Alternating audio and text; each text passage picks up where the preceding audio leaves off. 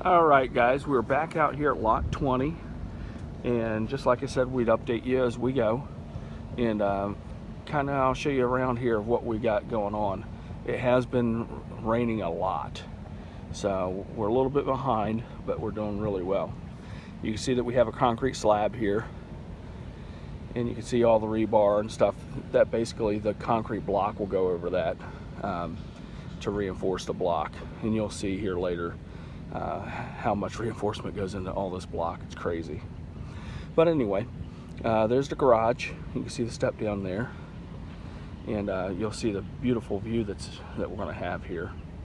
This is going to be the great room back here. Now keep in mind, for a little bit more, you could actually make this back patio area the same height as the floor here.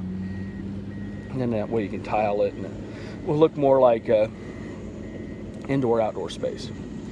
But you can see that we're out here at the Palms now, and we're really working on them. We've got some good things going on.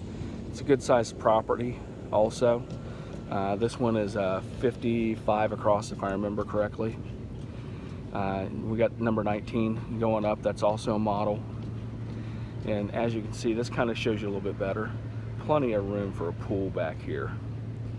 And then also I want to remind you guys, and constantly remind you, the nice thing about the Palms on this side of it is that right there by the little outhouse is the road that takes you directly into the clubhouse for the golf course. So that means you can walk from your house to get a couple cocktails or